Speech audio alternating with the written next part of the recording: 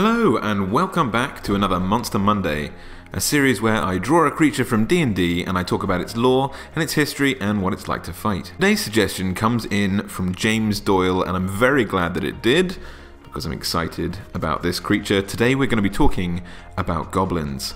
Now I feel like this is going to be a really enormous topic because along with elves and orcs, goblins are present in almost all fantasy stories, almost all kinds of fantasy media. They're very, very popular. So I'm going to have to do a kind of abridged version. I'm going to have to condense what I'm talking about here so that I don't talk for hours and hours and hours about goblins, but I do tend to get a little bit excited. So let's try and stick to the facts and talk about goblins. So, they are a huge part of D&D, and are even one of the playable monster races presented in 5e through Volo's Guide to Monsters.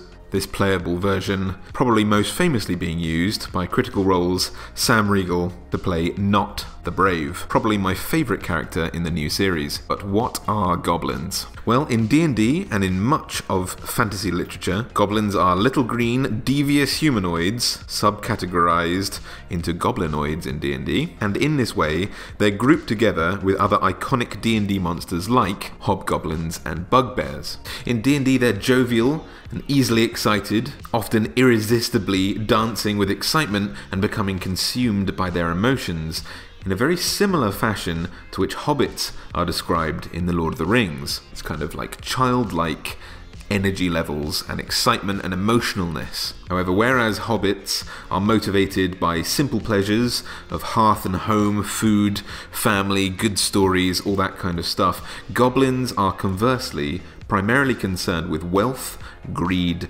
torture, and suffering. They are therefore, unsurprisingly, evil in alignment, in particular neutral evil. Importantly, not chaotic. They're not mindless in their hatred and their schemes, but their motivations are selfish. They worship a god called Maglubiet, and this is completely fundamental to their way of life. Now, Volo's Guide has a fantastic passage on Maglubiet, so I hope you won't mind if I read this bit straight from the book. It says, Maglubiet is a truly the conquering god. He stiffens the spines of cowardly goblins. He rouses bugbears from their lazy slumber. He sets the thunderous step of hobgoblin legions. Maglubiet takes 3 races and turns them into one people. In bygone times, the goblinoids were distinct from one another, with separate faiths and different customs. Then Maglubiet came and conquered all who stood before him, mortals and deities alike. Gods and heroes who wouldn't bend to his will were broken and discarded.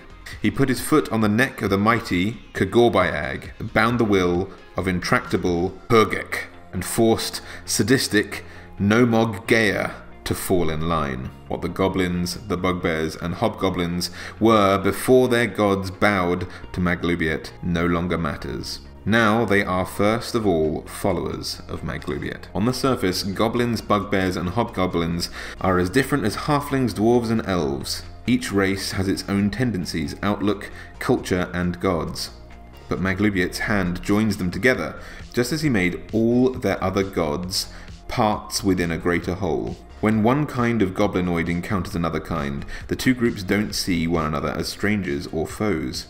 Instead, they know that by the fact of their meeting alone, Maglubiet has commanded them to come together. They know the time has come to form a host. This conquering and domination of their gods has shattered the collective confidence and sense of pride in goblin culture. Goblins are reminded constantly, even by the creature that they worship, that they are weak, cowardly, and underdeveloped.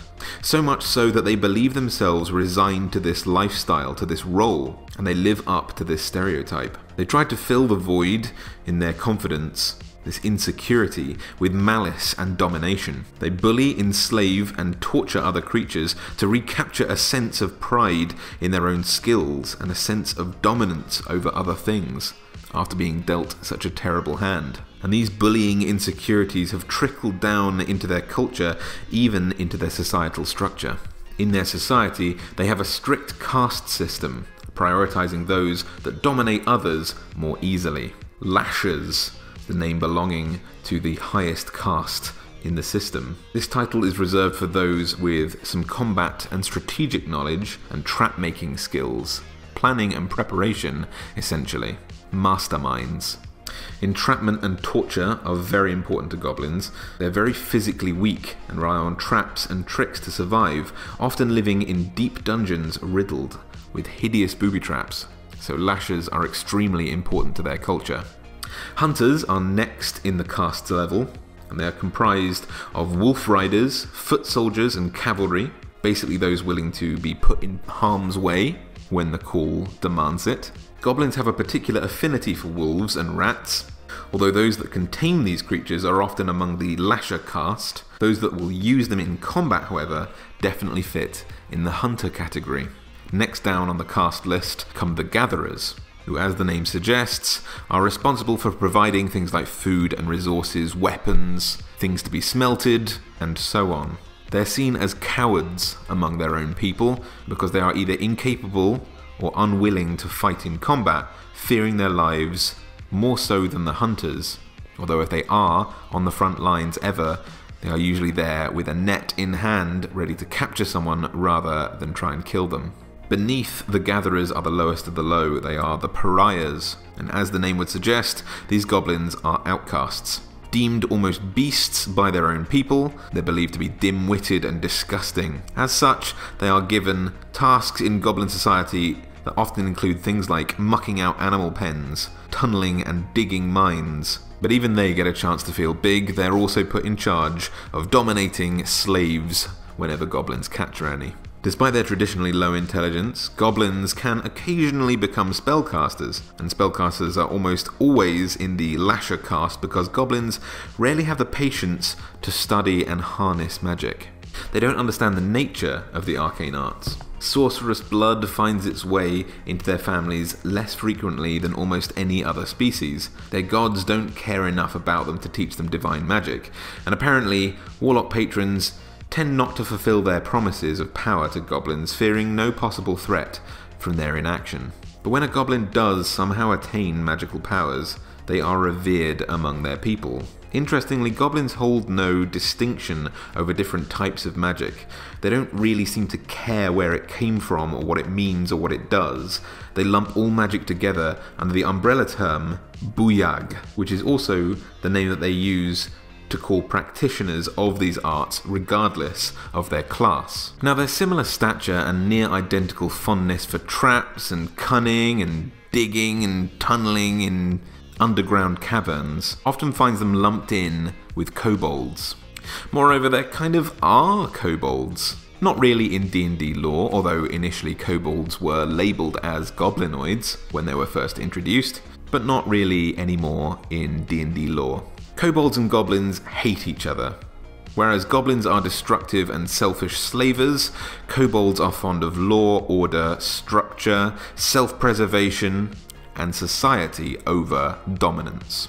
But their comparative size and similar living conditions tend to put them at odds with each other. They tend to find each other a lot. Now, I talk about this an awful lot in the Monster Monday that I made about kobolds, because it's interesting that they have such a hatred for each other when technically, according to the origins of what a goblin is and what a kobold is, where these terms originated, the terms are pretty much interchangeable. They are historically the same creature. The word goblin stems from a Latin word, gobalus, an evolution from the Greek kobalos, which means imp or knave, troublemaker, basically. And in Middle German, this word transformed again into kobold, where kob, K-O-B-E, maybe kobbe, who knows. Either way, kob, whatever that word was in Middle German, was the derivative for things like goblet, a container, but it didn't really mean a container, something that held something. It meant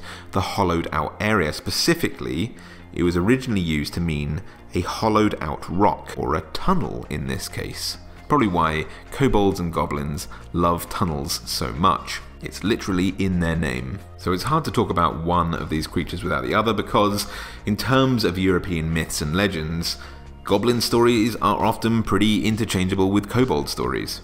But goblins are often also lumped in with orcs. Not so much in D&D, where they're lumped in with hobgoblins and bugbears, as I described earlier, but Tolkien definitely used goblins and orcs sort of interchangeably. He tended to use the word orc, not necessarily describing whether or not he was talking about a goblin or not. Specifically, in The Hobbit, we know that Bilbo and the dwarves meet goblins underground, but these goblins are a type of orc. They were just essentially smaller and weaker orcs. Therefore, in a lot of popular media now, because Lord of the Rings was so influential, this association between goblins and orcs has been very pervasive. So in things that are very well known, like World of Warcraft or Warhammer, started animating, illustrating, drawing orcs with green skin, goblins also got the same treatment. Now in D&D they're often illustrated with kind of the brownish red skin of hobgoblins, but for me it's so entrenched in my mind from years of playing Warcraft. Goblins have green skin, that's what I'm going to go with today.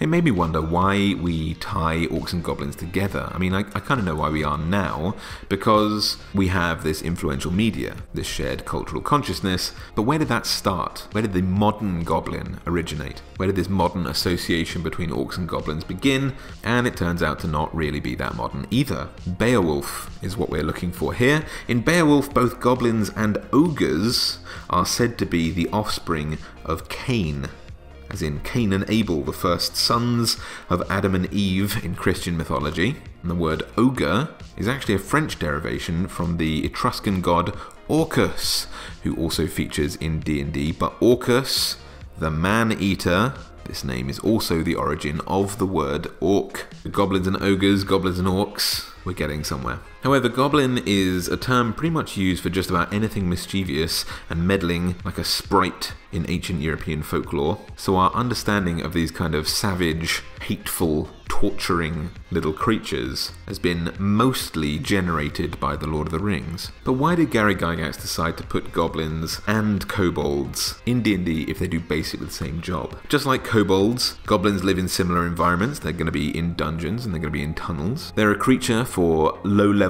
adventurers to fight. They're 1/4 challenge rating, so they're very, very easy. You're going to fight a lot of them. You're going to fight them in hordes as you would kobolds. They have absolutely atrocious stats, again, just like kobolds.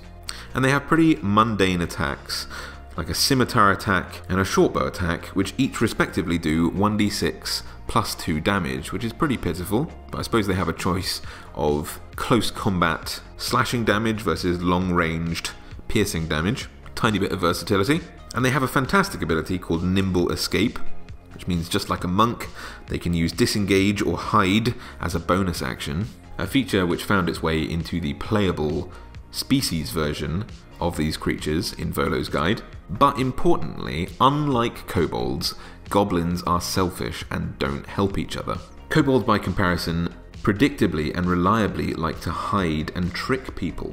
They flee from combat, they like bargaining, pretty much anything that they can do to escape death. And they grow stronger in each other's company, gaining pack tactics, an ability where they work together and they gain advantage on attacks if a bunch of them are attacking someone all at once. But goblins are just basically worse kobolds, right? I mean, why are they so loved? Why do I love them so much? I enjoy them more than kobolds, and I can't really think why. Why have they survived from first edition all the way up until now, more frequently being used than kobolds in adventures instantly popping into your head when you think of a low-level adventure? Well, I think we have two things to thank for this. The first part being the Lord of the Rings, really. I mean, who is a fan of D&D and has not read or watched or absorbed a bit of Lord of the Rings into their mind whenever they think about playing this game? When you think fantasy, you think elves and orcs and humans and goblins and dwarves.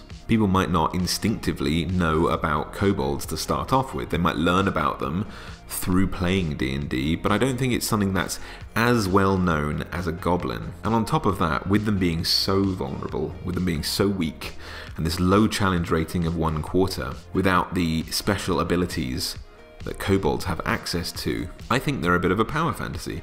If you're low level and you want to carve up an absolute legion of little beasts, really feel like you're a hero, really feel like an adventurer, then your DM can throw about 24 goblins at you and see how you handle it. Goblins fight for themselves and don't really have the wherewithal to flee from combat just to survive. They might flee and try and get vindictive and try and attack again from a hidden vantage point, but unlike kobolds, they're not going to try and save themselves as a priority. They might get vengeful. So you're likely to have a good combat encounter with a lot of goblins and come out of it feeling pretty powerful. Well, thank you so much for joining me for today's Monster Monday. It's always wonderful to have a chance to draw more goblins. I really enjoyed this one. So if you have any suggestions of monsters that you'd like to see me draw, please make sure to leave your suggestion in the comment section down below. If you enjoyed this video, then please make sure to leave a little thumbs up, a little like, maybe subscribe to this channel and share this video with someone who is also a goblin fanatic. Anything that you can do like that massively helps me out, helps this channel to grow. And if you'd like a print of this goblin illustration and every other illustration that I've done each month on Monster Mondays, or even your own custom illustration of something that you'd like to have a print of, make sure to head on over to my Patreon and have a look, because a lot of the reward levels include stuff like that. So if you'd like to sponsor me and help me keep making videos like this and improve the channel, I'd really appreciate that. But if you can't, it's been lovely having you here anyway. Until next time, happy monster hunting, and I'll see you later.